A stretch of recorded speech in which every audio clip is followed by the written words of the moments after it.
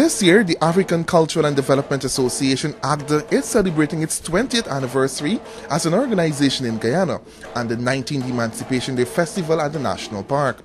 According to executive member Eric Phillips, as a tradition, the association will be honoring an African country. This year's country is Mali.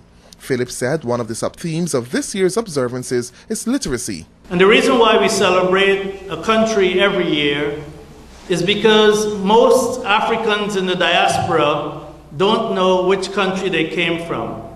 You're brought here as enslaved Africans. Notice I didn't say slaves. They were brought here as enslaved Africans, but over the years, there's no real linkage. I know many Black Americans are trying to find their roots, but at ACDA we celebrate a country every year. So this is the 19th anniversary of emancipation. We've celebrated 19 African countries. He also said that ACDA will be honoring Farm Village on the east bank of Essequibo, which was bought by 23 freed men and women. He revealed that there is an elderly woman who speaks Congolese, indicating that the village was bought by Africans who had roots in Congo. Phillips also highlighted several other events that will be associated with Emancipation 2013. The programs we're going to create is an African heritage walk. So we'll take you to where those slaves were sold, we'll take you to Coffee Square, we'll take you to the Museum of African Heritage. We'll have about 8 or 9 items we'll take you to, then we'll bring you back here so you can have some real African food and drumming.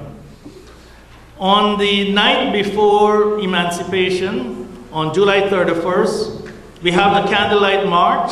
That starts in front of Damico and goes through the streets of Georgetown, ends up at Coffee Square where we have libations and a cultural program. So that will continue. The theme for this year's Emancipation observances is honoring our heroes of 1823 in recognition of the strong spirit of the ancestors.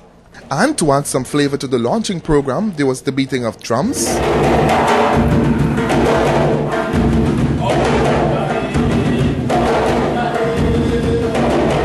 dances,